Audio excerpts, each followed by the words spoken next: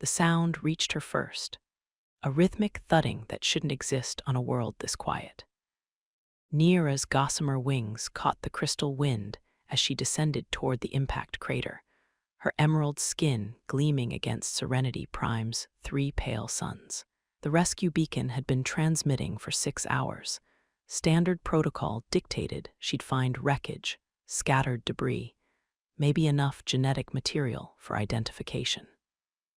Ships didn't survive atmospheric entry on Paradise worlds. The gravity wells were too gentle, the impact dispersal too catastrophic for organic matter. The thudding grew louder. She crested the crater's rim and stopped. Her delicate hands gripped the crystalline outcropping hard enough to send hairline fractures through the mineral formation. Below, in the center of a perfectly circular depression of shattered rainbow crystal, a figure was exercising. Up, down, up, down. The creature's massive frame rose and fell in perfect rhythm, each movement sending tremors through the ground that made the crater walls sing with harmonic resonance. Powerful arms supported a torso that belonged in nightmare databases, not rescue scenarios. This was supposed to be a corpse. Instead, it was doing push-ups. Nira's throat closed. The atmospheric readings had been wrong. They had to be. No deathworlder had ever crashed on Serenity Prime. The orbital defense grid specifically screened for Class 10 and above biohazards. This impossibility, couldn't exist here. The figure paused mid-exercise and looked up. Human. The word hit Nira like plasma fire. She'd seen the files, studied the theoretical projections, memorized the hazard assessments. But theory was a pale shadow of reality. The creature below had eyes the color of Earth's toxic sky, hair dark as the void between stars, and a face that managed to be both beautiful and terrifying in its absolute symmetry. Grace. The name appeared on her scanner's biological readout. Species, Homo sapiens. Origin, Class 12 Deathworld designated Earth. Threat assessment, catastrophic. Well, that explains the workout routine, Grace said, rising to her feet with fluid precision. Her voice carried easily across the crater despite the thin atmosphere that should have made speech impossible. You must be my ride home. The ground cracked. It happened so casually that Nira almost missed it. Grace had simply shifted her weight from one foot to the other, a movement any civilized being could make without thinking. But where her boot touched down, spiderweb fractures spread through crystal that had been forming for millennia. Each step was like watching geological time collapse into microseconds. Grace noticed Nira's horrified stare and glanced down at the spreading destruction beneath her feet. She shrugged. Sorry about the landscaping. Your gravity's a bit light for my bone density. I keep forgetting to compensate.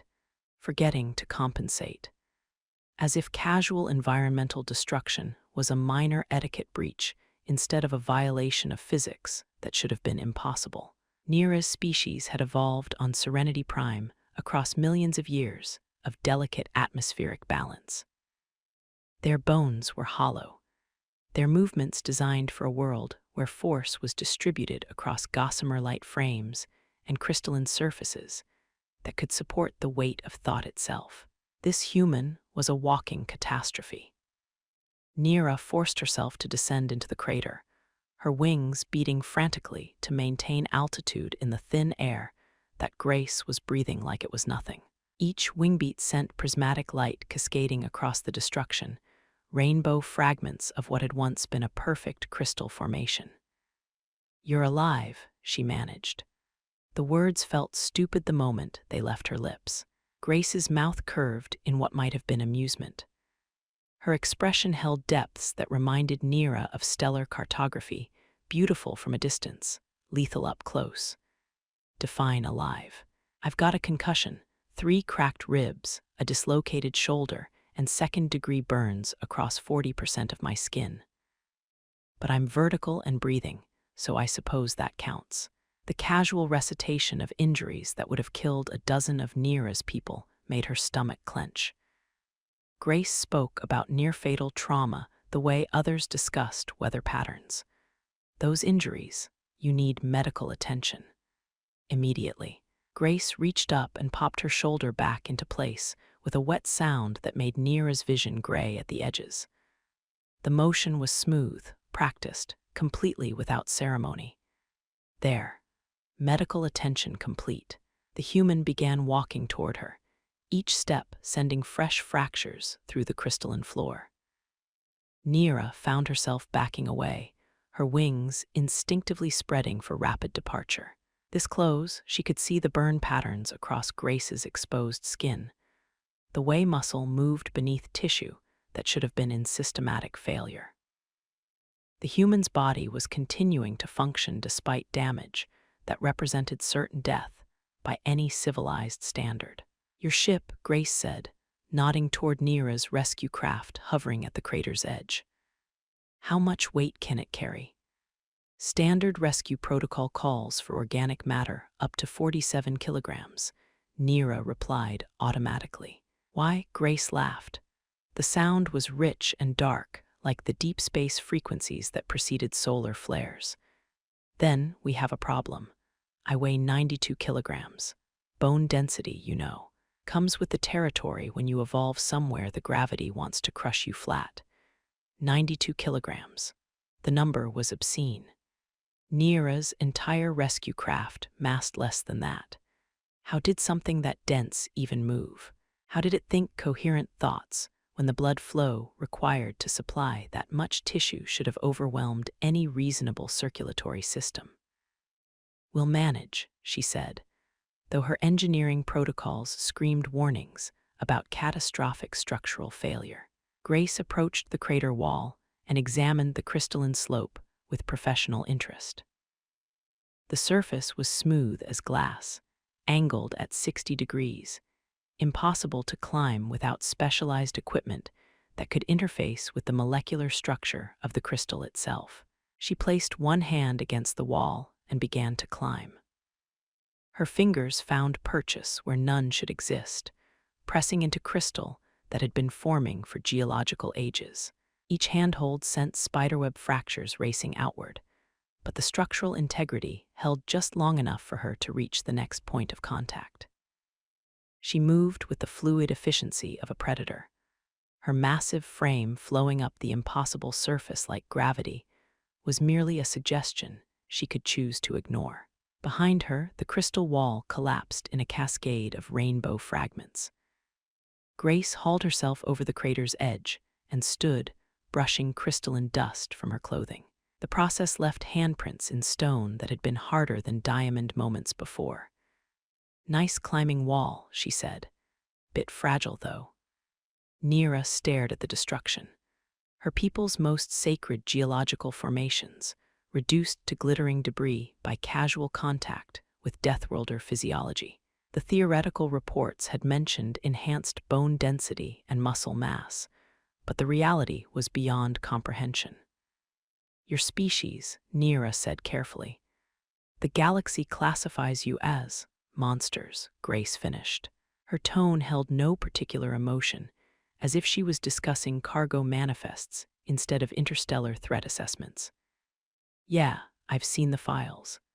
Class 12 Deathworld survivors, biologically incompatible with civilized space, not recommended for contact outside controlled laboratory conditions." She walked toward the rescue craft, each step leaving boot prints in crystal that would take centuries to heal. If it ever could. "The thing is," Grace continued, "they're not wrong. Earth doesn't produce normal people. Can't.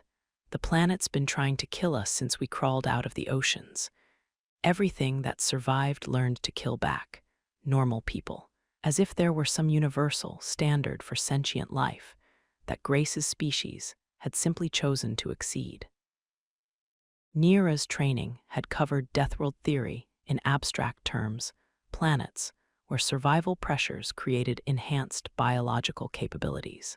But theory was a pale simulation of watching someone casually destroy geological formations just by walking. "Your injuries," Nira said, following Grace toward the craft. You said you were burned. I don't see. Grace paused and looked down at her arms. The skin was darkened in places, marked with patterns that suggested recent trauma, but there was no bleeding, no systemic damage, no signs of the cellular breakdown that should accompany thermal injuries. Deathworlder healing factor, she explained. We don't get to die from things that would kill normal people. Evolution's a harsh teacher, but thorough. She reached the rescue craft and examined its delicate construction with obvious concern. The hull was designed for minimum mass and maximum atmospheric efficiency. Gossamer-light materials that could navigate Serenity Prime's gentle air currents without disturbing the crystalline ecosystem below. This is going to be a problem, Grace said. Weight distribution, that, and the fact that I'm going to break it just by getting inside. Nira watched as Grace considered the craft's entry port. The opening was designed for beings of her species' proportions, delicate frames that could slip through apertures measured in centimeters, rather than the massive doorways that deathworlder architecture would require. Grace placed one hand on the hull to steady herself as she ducked inside. The metal crumpled like paper.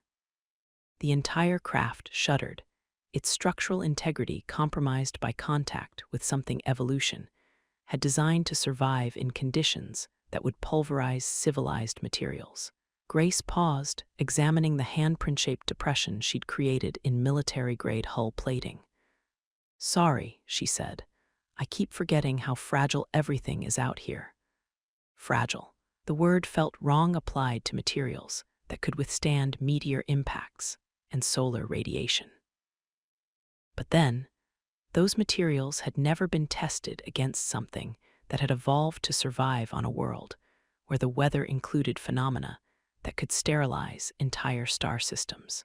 Nira slipped into the pilot's compartment, her movements careful and precise in the way her species had perfected over millions of years of adaptation to their crystalline world. Every gesture was designed to avoid impact, to distribute force across maximum surface area, to exist in harmony with an environment that rewarded delicacy. Grace folded herself into the passenger compartment with surprising grace, but her presence transformed the craft's interior. What had been spacious now felt cramped. What had been sturdy now seemed impossibly delicate. The floor plating creaked ominously under weight it had never been designed to support. Atmospheric interface initialized, Nira reported, running through pre-flight diagnostics. Gravity compensation at maximum. Life support systems, functional but stressed. How stressed? Your metabolic output is off the scale. CO2 production, oxygen consumption, thermal generation, everything's beyond normal parameters. We have maybe 20 minutes before the scrubbers overload. Grace nodded as if this was routine information instead of a crisis scenario. 20 minutes to orbit. 15 if I push the engines past safety margins. Then push them. The craft lifted off with none of its usual graceful precision. The additional mass threw off every calculation, made every maneuver an exercise in controlled disaster. But somehow they climbed, fighting against physics that wanted to slam them back into the crystal landscape below. At 5,000 meters, the atmospheric pressure differential became noticeable. Nira felt her breathing quicken as the air thinned to levels that approached the edge of her species' survival parameters. Grace was still breathing normally. Doesn't the altitude affect you? Nira asked. Grace glanced at the atmospheric readings and shrugged. This is about the same as Denver. Maybe a little thin, but nothing you couldn't get used to. Denver, city on Earth, mile-high elevation. Decent climate if you don't mind the thin air and occasional tornado. Occasional tornado. As if atmospheric phenomena capable of destroying continents were minor inconveniences. Nira's homeworld had weather, but it was gentle, crystalline rain that nourished the mineral forests. Breezes that carried harmonic frequencies across the rainbow canyons. The idea of weather as a survival challenge was beyond her conceptual framework. "Your planet," she said carefully. "The reports classify it as uninhabitable. For most species, yeah." Grace looked out at Serenity Prime's surface falling away below them. "But we didn't get to choose where we evolved. Earth's a hostile environment. Always has been. The continents drift around, the climate changes every few thousand years, the weather tries to kill you, the wildlife's designed for maximum lethality, and that's before you get to the fun stuff. Fun stuff: earthquakes, volcanoes, tsunamis, asteroid impacts, solar radiation, plague, famine, war." She recited the list like discussing grocery items instead of extinction-level events. "The thing is," Grace continued, "none of that's personal. Earth doesn't hate us. It's just indifferent. And indifference is harder to survive than hostility because you can't negotiate with physics." They reached orbital insertion altitude, and Neera felt the familiar relief of escaping gravity's grip. Her homeworld fell away below them, a sphere of crystalline perfection that had never known the casual violence Grace described. But the relief was temporary. Her passenger compartment was still filled with something that shouldn't exist, a being whose casual presence was more destructive than her homeworld's worst natural disasters. The rescue beacons stopped transmitting, Neera noted. "Your ship, total loss." Grace's tone was matter-of-fact, hull breach during atmospheric entry. "Life support failed about 6 minutes before impact. I had just enough time to get into the emergency pod before the main drive went critical." Emergency pod. Which meant Grace had survived not just the impact, but also the complete failure of life support systems during atmospheric entry. Most species would have died from the stress alone before the technical failures even became relevant. How long can your people survive without life support? Depends on conditions. In vacuum, maybe 90 seconds before unconsciousness, 4 to 5 minutes before irreversible brain damage. In atmosphere, longer. We're pretty good at not dying. Pretty good at not dying. The understatement was so massive, it achieved a kind of horrifying poetry. They were approaching the orbital traffic control zone now, where Neera would need to explain why her rescue mission had recovered a biological weapon instead of debris. The communications board was already lighting up with queries from the Port Authority, Customs Control, and biological hazard assessment teams. "There's going to be a problem," she told Grace. "Your species is classified as a non-contact risk. Standard protocols require quarantine procedures before any deathworlder can enter civilized space." Grace nodded as if she'd expected this. "How long?" "Biological assessment, psychological evaluation, threat assessment review. Minimum 6 months. Maybe longer if they decide you're too dangerous for general population. And if I refuse quarantine, then they classify you as a hostile biological agent and respond accordingly." The craft's communications system crackled to life with an automated message from orbital control. "Rescue Vessel Harmony's Light. You are ordered to proceed to Quarantine Station 7 for biological containment procedures. Any deviation from prescribed flight path will result in immediate interdiction by defense forces. Comply immediately." Grace listened to the message with the same expression she'd worn while discussing her injuries, calm, professional, completely without urgency. "Quarantine Station 7, she repeated. "That sounds like a fun place. It's not designed for comfort." Grace looked at her directly for the first time since they'd left the surface. Her eyes held depths that reminded Neera of stellar cartography, beautiful and terrible and utterly alien. "Neither am I." The communication board lit up again, this time with proximity alarms. 3 military intercept craft were approaching on attack vectors, their weapons systems powered and targeting the rescue ship. "Defense forces," Neera reported unnecessarily. "They're not taking chances." "Can't blame them," Grace said. I'm probably the most dangerous thing in this star system. The horrible thing was, she was probably right. Neera adjusted their flight path toward Quarantine Station 7, wondering how something could be so casually destructive and still manage to seem almost trustworthy. Grace had done nothing threatening, had actually been helpful and polite throughout their interaction. But her very existence was a threat that made conventional weapons seem inadequate. They docked with the quarantine station without incident, though the process required extensive modifications to accommodate Grace's impossible mass, and the structural damage her presence caused to standard docking equipment. As they waited for the biological containment team to arrive, Grace looked around the sterile interior of the station with professional interest. "Nice facility," she said. "Very clean.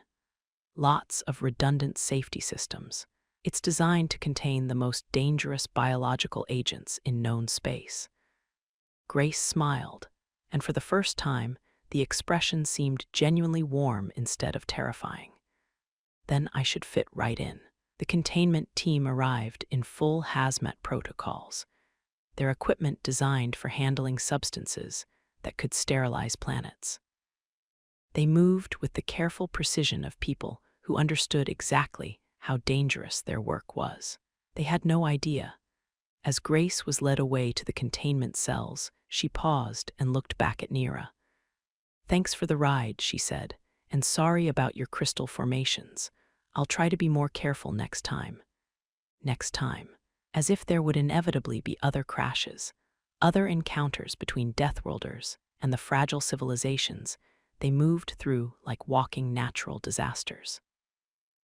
Neera watched through the observation ports as Grace was processed through the containment procedures. The biological scanners couldn't get coherent readings. The psychological evaluation equipment registered responses outside normal parameters. The threat assessment computers eventually gave up and classified her as an unknown variable requiring permanent monitoring. But through it all, Grace remained calm, cooperative, almost cheerful. She answered questions, submitted to tests, and treated the entire process like a minor bureaucratic inconvenience, instead of imprisonment by a civilization that considered her existence a fundamental threat to public safety. 6 hours later, Neera was cleared to depart.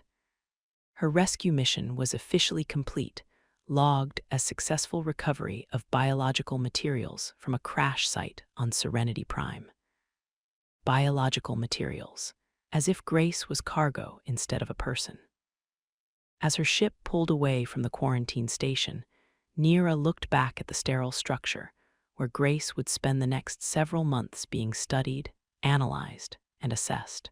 Somewhere in those cells was a being whose casual existence challenged every assumption about the nature of life in a civilized galaxy. The most terrifying part wasn't Grace's strength, or her casual destruction of crystalline formations that had taken millennia to form, or even her species' horrifying ability to survive in conditions that would kill entire civilizations. The most terrifying part was how normal she'd seemed, how human. Neera set course for home, her craft flying through space that suddenly felt much more fragile than it had before. She'd met a deathworlder today, had seen what evolution could create when survival was never guaranteed. And she was very glad that most of the galaxy would never need to find out what humans were really capable of.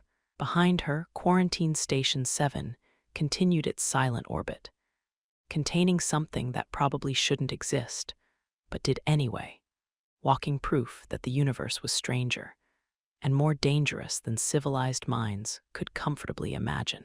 But Grace would be patient. Deathworlders were good at waiting. They'd had plenty of practice on a planet that had spent millions of years teaching them that survival was never guaranteed, but always possible, even in paradise.